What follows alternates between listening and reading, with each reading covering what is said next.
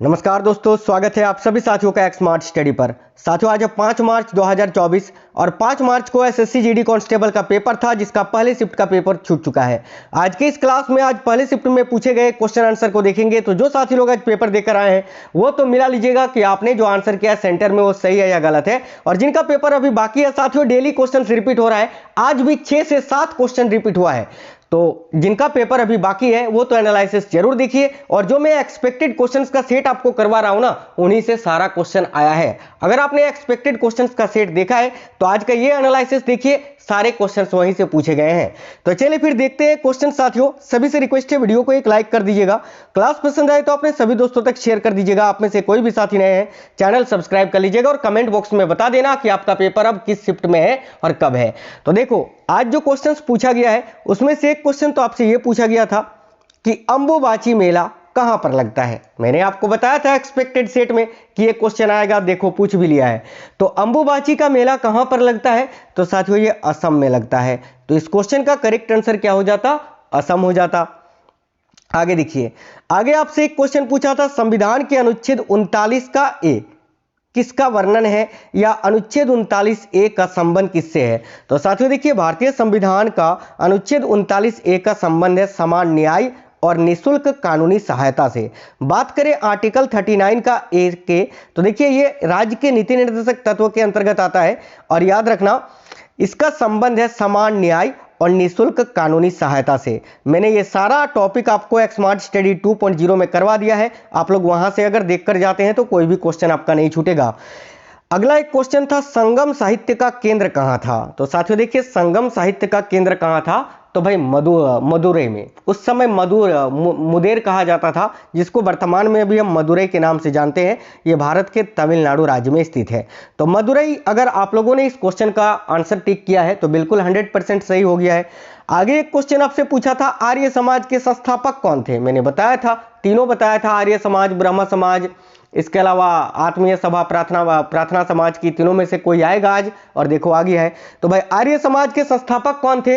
तो स्वामी दयानंद सरस्वती जी थे, है ना। इन्होंने 1875 में आर्य समाज की स्थापना की थी।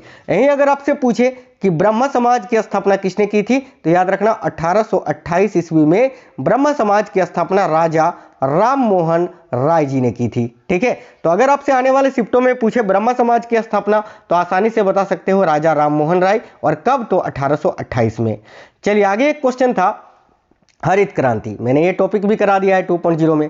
और देखिए, भारत में हरित क्रांति के जनक कौन थे? फिर से क्वेश्चन रिपीट हुआ है। तो भाई, क्या आंसर हो जाता है इसका? Doctor MS. स्वामीनाथन, जिन्होंने भारत में हरित क्रांति की शुरुआत की थी 1960 के दशक में। एक्चुअल में देखें तो 1965 से 68 के बीच में हरित क्रांति की शुरुआत भारत में हुई थी, जिसमें सबसे अधिक जो है ना प्रभाव किस फसल पर पड़ा था? आगे आपसे पूछ सकता है। तो याद रखना, गेहूं और चावल पर। ठीक है, गेहूं और चावल। और पूरे विश्व स्तर पर अगर पूछे कि हरित क्रांति के जन्मदाता कौन है, तो नॉर्मन बोरलॉग, ये भी आपको याद रखना है। एक क्वेश्चन ऐसा था कि क्रिकेट में बॉल, मान लेते हैं क्रिकेट बॉलर कोई बॉल करता है, ठीक है, और वो वाइड बॉल नहीं है, ठीक है, फिर भी जो है वाइड बॉल नहीं है, लेकिन बैट को छुए बिना वो कीपर के पीछे से बाउंड्री तक पहुंच जाता है। यानी बाउंड्री का जो लाइन होता है, यहाँ कीपर होता है या बैट्समैन होता है, इधर से बॉल किया जाता है और बॉल बैट में बैट्समैन यानी बिना बैट को छुए हुए कीपर को बीट करते हुए अगर बाउंड्री लाइन को छू ले तो उस रन को क्या कहते हैं? तो उसको लेग बाय बोलते हैं। तो लेग बाय रन इसका करेक्ट आंसर हो जाता।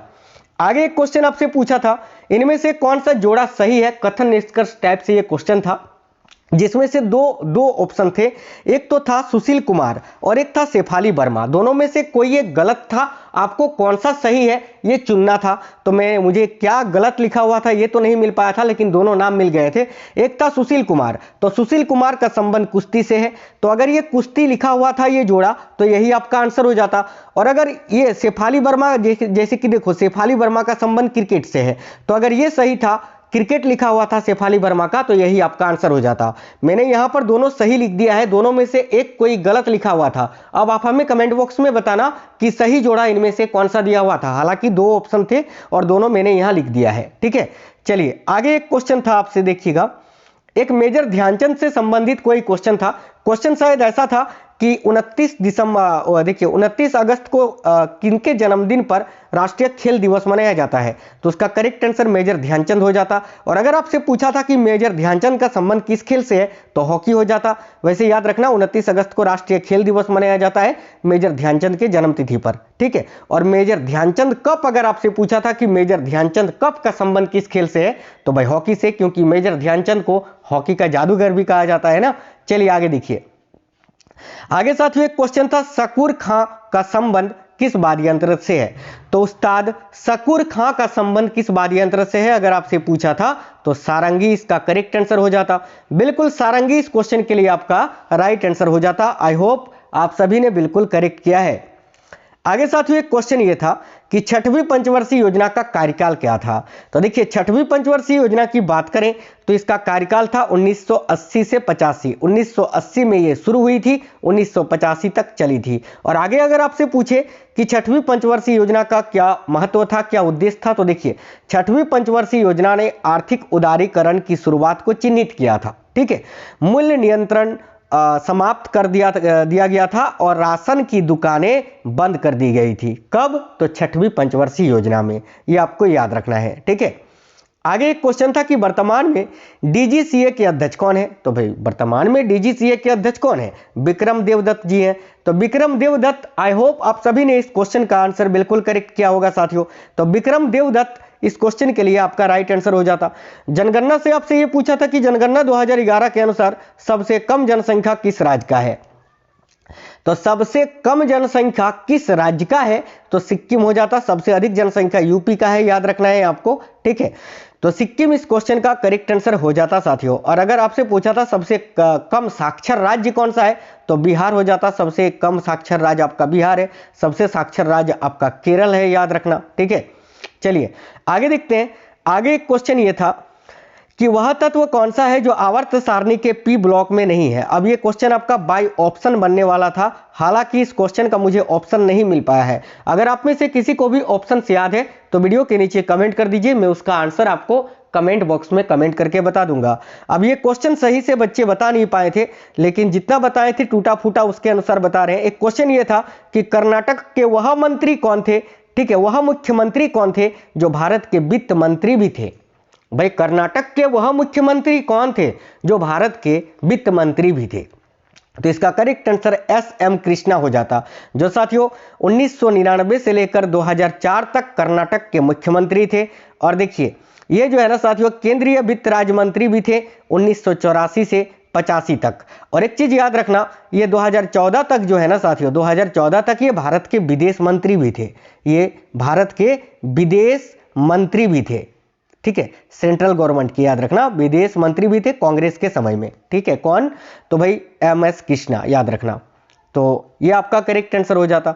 बजट से संबंधित आज 2 प्रश्न पूछा है साथियों, और दोनों में से दोनों बच्चे बता नहीं पाए। बस बताएं कि बजट से 2 क्वेश्चन था। एक कोई राजकोषीय घाटा कब समाप्त किया गया था, कुछ ऐसा क्वेश्चन था जो कि अच्छे से बता नहीं पाए। अगर आप लोगों को याद है तो आप लोग कमेंट बॉक्स में कमेंट कर देना, मैं आंसर आपको रिप्लाई कर दूंगा, ठीक है।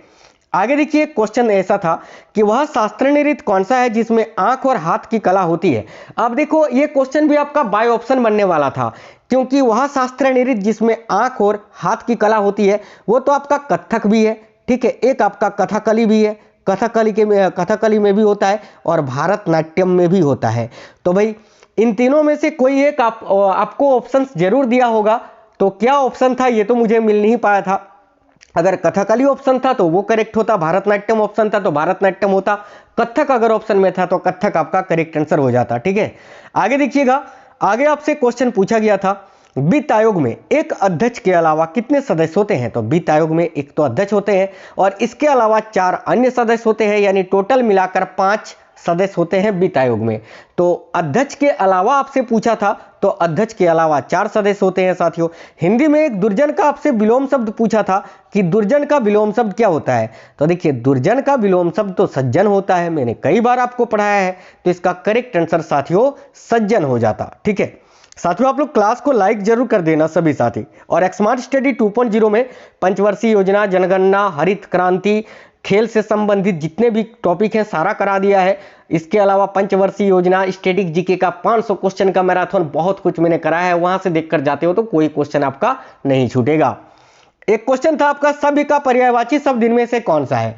अब ये क्वेश्चन तो आपका बाय ऑप्शन बनने वाला था, ऑप्शन तो मुझे मिल नहीं पाया था, इसीलिए सभ्य के जो प्रमुख पर्यायवाची शब्द हैं वो मैंने यहाँ लिख दिया है। जैसे कि सभ्य तो होता ही है, साधु होता है, सज्जन होता है, भद्र होता है, शिष्ट होता है, कुलीन होता है। अब इनमें से जो आपको ऑप्शन दिया हुआ था वो आपका करेक्ट आंसर हो जाता। आगे एक क्वेश्चन था, मुट्ठी गर्म होना मुहावरे का अर्थ क्या होता है। तो देखिए, मुट्ठी गर्म होना मुहावरे का अर्थ होता है रिश्वत देना या घूस देना। अब इसके अनुसार दोनों में से कोई एक ऑप्शन आपको दिया होगा, रिश्वत देना, घूस देना, ये करेक्ट होता। बाकी देखिए, तत्सम तद्भव से आपको 2 क्वेश्चन पूछे थे। भाववाचक संज्ञा से, भाववाचक संज्ञा भी आप लोग पढ़कर जाना साथियों। भाववाचक संज्ञा, भाववाचक संज्ञा से 2 प्रश्न थे, 2 प्रश्न। वाक्य शुद्धि की बात करें तो वाक्य शुद्धि से 3 प्रश्न थे आज के फर्स्ट शिफ्ट में। इसके अलावा आपसे देखिए, गद्यांश तो 5 नंबर का पूछ ही रहा है, 5 वो तो गद्यांश तो आपका ही रहा है, रिक्त स्थान वाला। इसके अलावा बात करें अगर हम हिंदी की, तो हिंदी में यहाँ पर्यायवाची 2 पूछा जा रहा है, विलोम शब्द 2 पूछा जा रहा है और मुहावरे 2 पूछा जा रहा है। बस हिंदी में इतना ही पूछा जा रहा है। मैथ और रीजनिंग की बात करें तो बिल्कुल हलवा है, हलवा जिसको बोलते हैं ना, हलवा। जाओगे प्लेट में बना के बस परोस के खाना है। बिल्कुल सिंपल है यार, बिल्कुल सिंपल, आसानी से आप लोग कर सकते हो, कोई इशू नहीं है। मैं जो एक्सपेक्टेड क्वेश्चंस के सेट आपको करवाया है चैनल के अंदर मिल जाएगा, उनको अगर देखकर जाते हो तो उससे कई सारे क्वेश्चंस आएंगे। 2.0 में सारा टॉपिक करा दिया है, आप लोग पढ़कर जाना। साथियों, आपका पेपर कब है कमेंट बॉक्स में बता देना, क्लास को एक लाइक कर देना। इसके अलावा कोई भी क्वेश्चन याद है फर्स्ट शिफ्ट के आज, तो कमेंट बॉक्स में कमेंट कर दीजिएगा। तो मिलेंगे नेक्स्ट क्लास में, तब तक के लिए जय हिंद, वंदे मातरम साथियों।